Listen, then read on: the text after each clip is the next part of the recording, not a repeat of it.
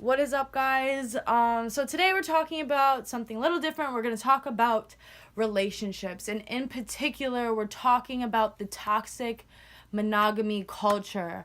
Now, don't do it. Don't let your freaking minds go. Don't start to question me. I'm not saying like, oh, being in a monogamy relationship is bad, like being one person. No, that's not what I'm saying. What I'm here today to do is give you guys like the 10 ingredients as to how the pool of monogamy got so toxic, so tarnished, to the point where people don't even want to be in relationships anymore, to the point where people are so convinced that they can't be with somebody anymore.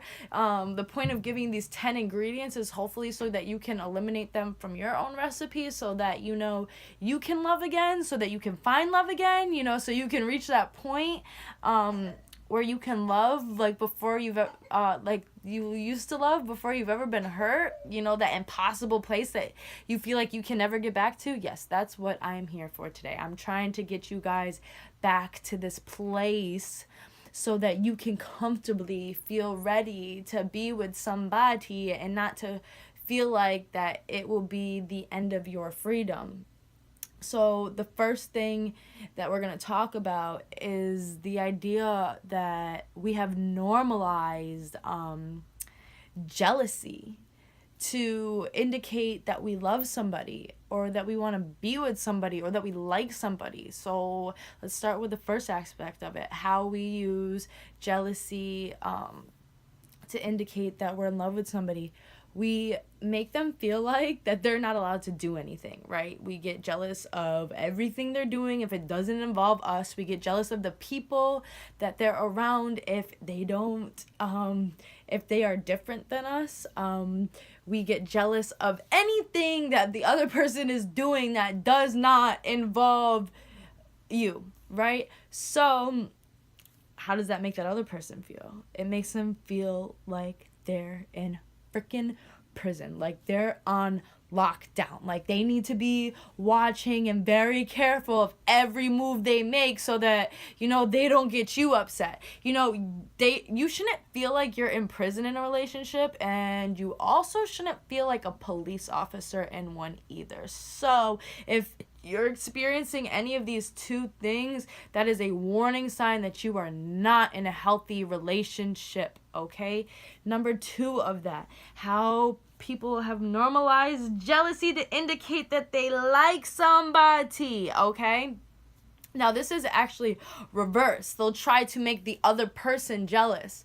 Why do they do this? Well, number 1, they want them to know that they have other options, and they want the other person to feel so jealous that they allow them to be with these other people while they're with them, or so that they can control the relationship, because they want the other person to feel like they have options and that they're not going to put up with anything. So if you don't act exactly how they want you to act, then they're going to go off and be with that other person. And the third way that people use jealousy is this, and this one is very, very, very interesting to me.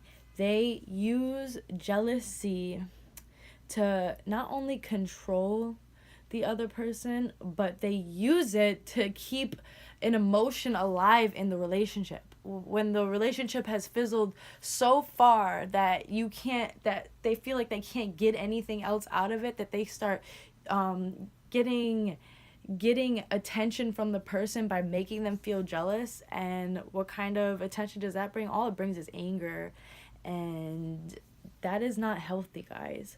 That is a huge, huge sign that this relationship is not healthy. If the person you're with is trying to make you jealous to bring an emotion to the relationship, if you guys can't figure out a healthy way to bring emotion back into the relationship, you need to do a lot of self-reflecting and reflecting as a whole in that relationship. So number 2, we're going to talk about being valued to a partner should always make up a large chunk of how we value ourselves. This idea is insane.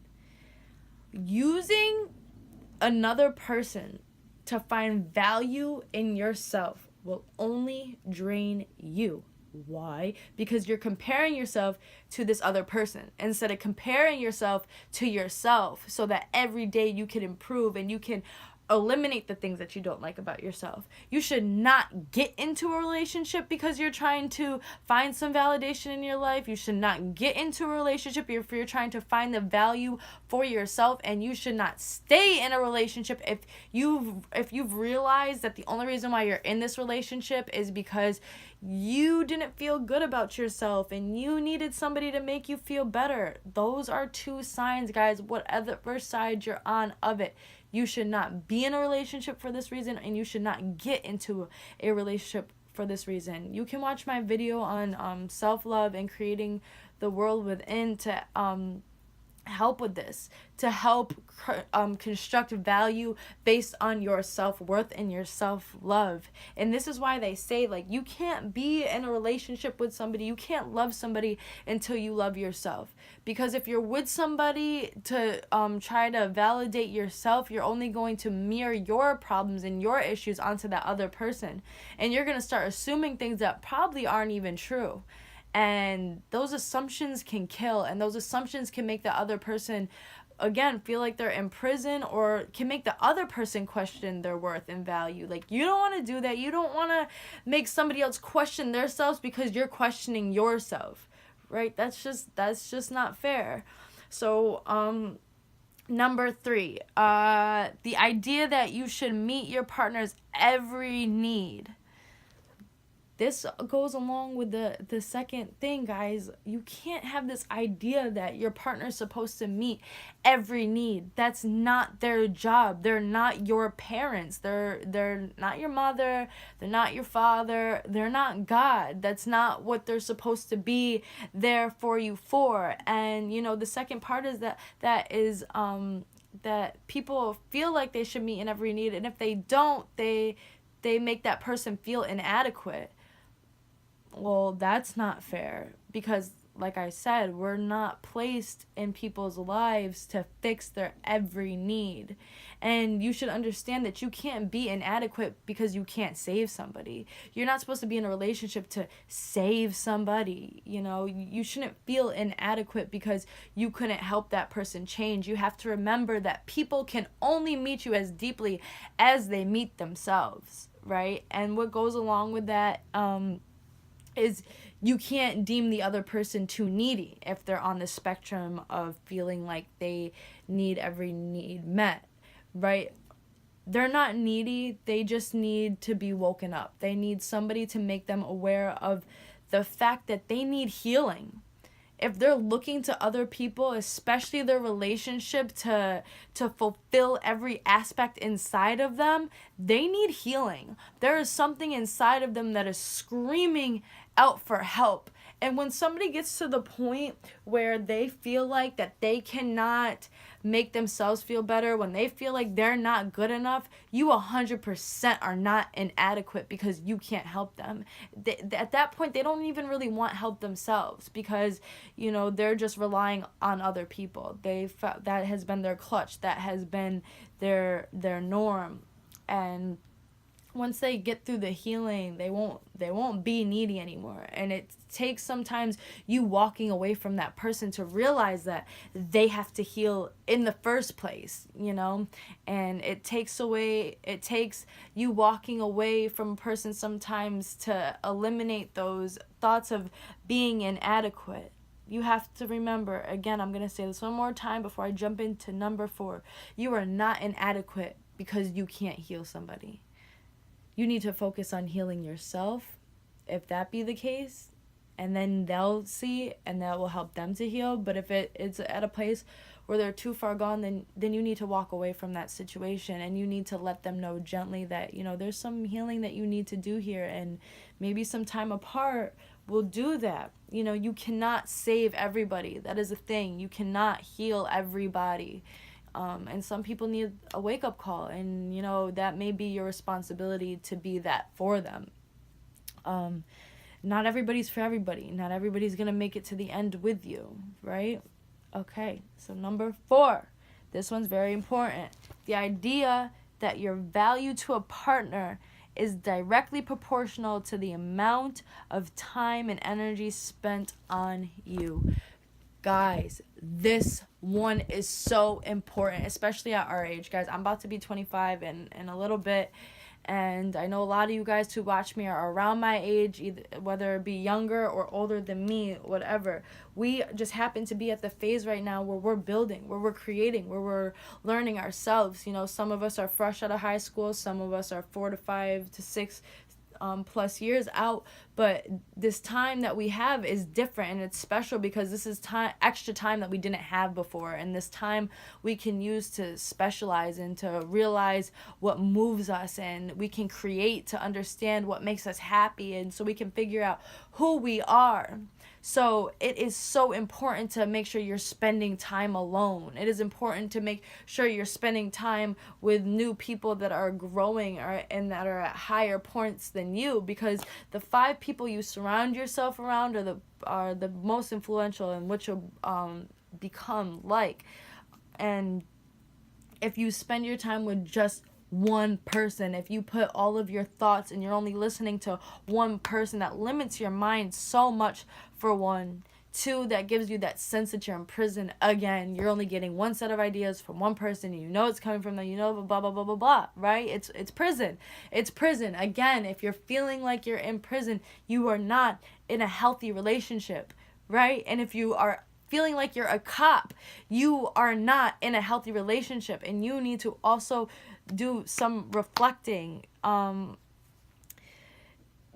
The value somebody has on you is not the time spent with you, especially if somebody is healing, because somebody who is healing needs more time alone than the average person.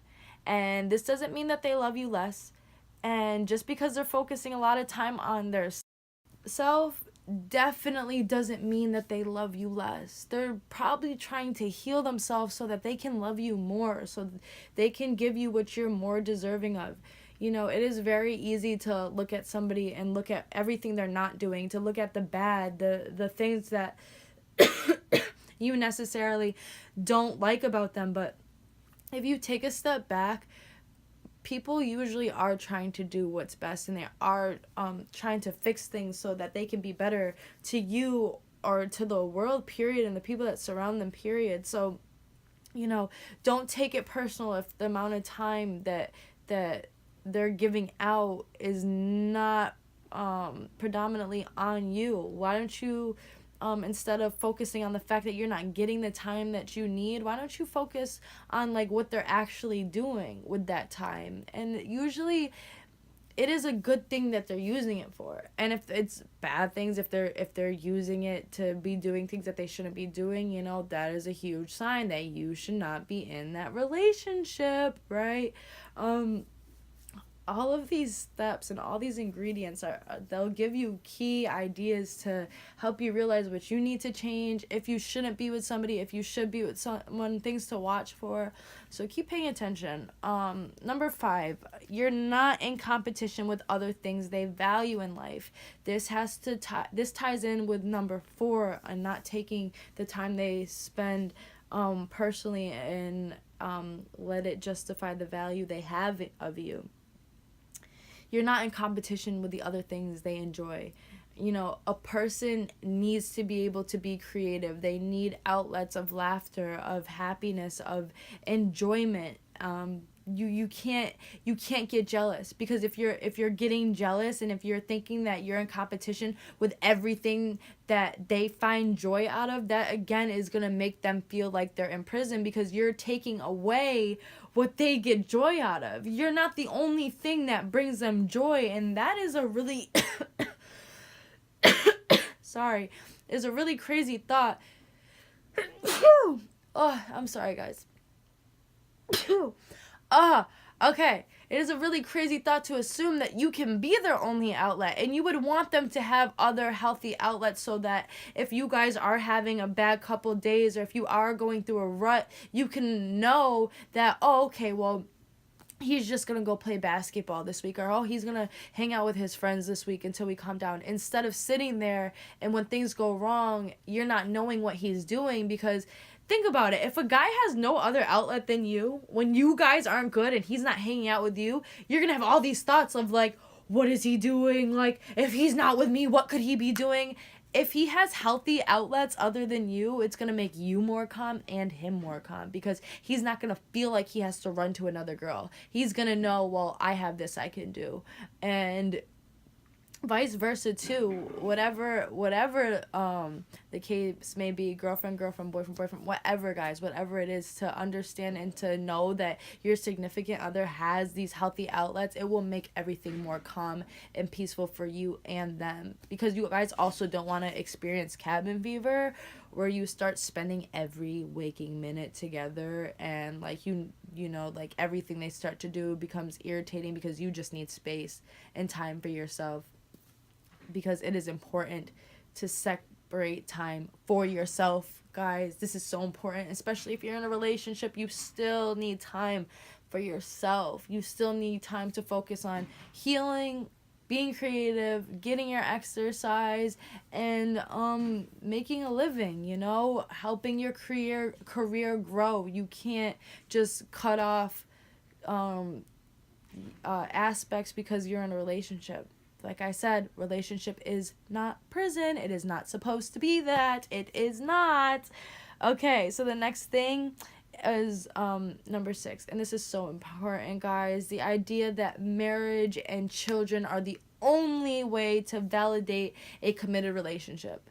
And here's 2 great examples. Most people that have kids right now are not in relationship with the people that are having kids with, which is making people, 1, not want to be in relationship, and 2, not have kids.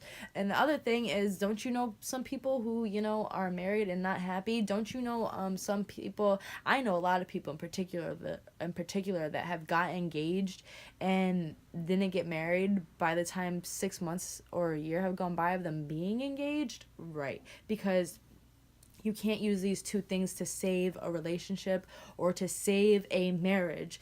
You know, the most important thing that you should have that should validate your relationship is being able to be with somebody who doesn't make you feel like you're not good enough. If you're with somebody who constantly makes you feel like you're good enough, no matter what, they accept you for you through all your healing and growth, that should what validate, not a piece of paper. And that validation is constructed between the 2 of you. Right? It's not something that can be posted on Facebook. It's not like a status. It's not like a picture that you can put up. This is why it's so important, right? This is why this validation is so important and should be the most important, because it's not something that you can broadcast to everybody. Yeah, like, sure, you can tell people like, oh, my man or girl, blah, blah, blah, does this, it makes me feel like this. Yeah, but at the end of the day, that's something that is created between you 2. It's an understanding that you 2 have. Like, the best relationship is a relationship that makes you feel like you have a secret against the whole world. And that's what the secret is. It's knowing that other person will love you no matter what, unconditionally, makes you know that you are good enough because they know your intention, because they understand your intentions. And to understand somebody's intentions, you have to be good to them, and you have to make them not feel like they're in prison, right? So, number 7, your insecurities are not your partner's responsibility to tiptoe around. This is such an important thing to have to understand, because if you are assuming that your partner should be tiptoeing around your insecurities, if they should be tiptoeing around those landmines, those pillars of energy,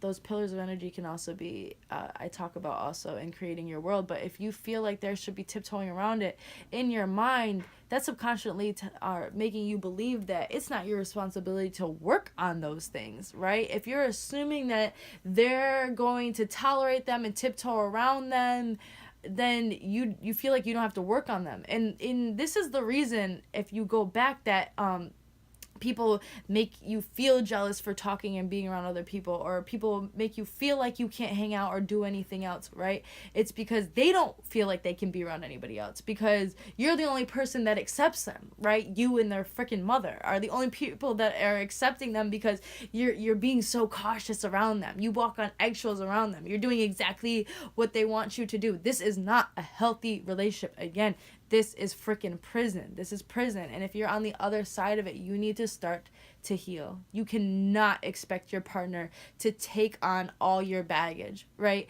Because the baggage, you know, we got our first handheld as we were a kid, when, you know, the first time somebody told us that we weren't pretty, or, you know, or the first time somebody beat us in something, or the first time we didn't get a good grade on a test. You know, it all starts with these little tiny things that we don't feel like are so big, and they start to get bigger when parents start to walk out or pass away, or, you know, friends start to leave, or when we've had our first heartbreak. You know, like, you can't expect your partner to heal something that your ex has done to you. That's not fair. And it's not fair for you allow somebody in your life expecting them to take on everything that your ex has done to you either. You have to do the healing. You have to be responsible. Again, my videos on self-love and creating the world you live. And even if you want to watch my Balancing Light series, root chakra and sacral chakra is out right now. Solar plexus is coming by the end of this week. If you want to watch those can all help you to heal. Number 8, the idea that commitment is synonymous with exclusivity. Again, this goes with everything else.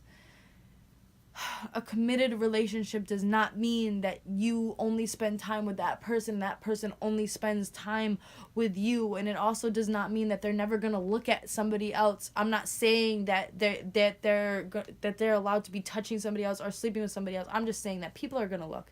It is a natural thing. If you see something walk by that you like, whether it's a bag or it's an outfit or it's a person, you're going to look. It's natural. It's okay to look. In all honesty, it makes it more fun when you can look with the person you're with. You know, like me in particular, like, I like butts. I'm sorry. I like butts. And when I see a booty that I like, I point it out. I don't care. Like, it just is what it is. And that just makes things more fun, you know? Knowing that you can do that with your partner, that just makes your partner feel good too, because they know you don't have any insecurities. They're like, damn, well, my girl really knows I love her. Like, I must be doing my job. Like, that she feels like she can do that with me. You guys don't even realize that anytime you're coming at your partner and accusing them of something, especially if you're wrong in your accusation, that makes them question themselves. Makes them question, well, what am I not doing right? Like, why does she feel this way? Why does he feel this way? And if you keep doing it, it's going to lead them to not want to be with you anymore. Because when somebody gets to the point where, especially when they're doing nothing wrong, if they get to the point where they're like, well, I'm not doing anything wrong, like, what can I do to make them believe me? Like, that's a defeating feeling. You know, and you know, you can defeat somebody and hurt them without even realizing you're hurting them. And again, if you're on this side of the fence, it is okay. I'm not here to make any of you guys feel bad about yourselves or anything. I just want people to be more aware of things to look out for, and so you can change, so I can change, so we can all change, so people can get back to having healthy relationships again, so people can get back on the thoughts of being married again, you know, so people don't have to fear every time they get in a relationship, even if it's just a friendship, guys. All of these things apply to friendships too. And the last thing I want to talk about, and it's so important, guys, is this idea that being petty is okay, to teach somebody a lesson. To treat somebody the way that they treat you, to try to get back at them, is not hurting anybody but you, right? And this goes into that fifth dimension video that I just posted, of understanding that everything is connected. When you hurt somebody, it's hurting you too. You know, it's taking your energy too. When you make somebody feel good, doesn't it make you feel good? They're smiling, you're smiling, the whole is smiling, right? So if you're doing little stupid things, like if they're not texting you back right away, and when they start to text you, you don't text them back, or you're crying over wasted time, you know, I love this saying. We waste a lot of time crying over wasted time. Why do it? Like, why take those moments for granted? You know, tomorrow is not promised. And every day is a free gift. Every single day is a free gift. And we should use it as that. We should be learning ourselves and others every day so we can be better people. We shouldn't be focusing our time on getting back at people, because every time you act out of anger or pettiness, you're putting more toxic things into your own pot. It's not going into theirs, it's going into yours. You're the one that's hurting yourself at the end of the day by doing that, right? Because then watch this. You start acting petty, they start acting petty, and now it's a freaking tennis match. Back and forth, and it doesn't stop.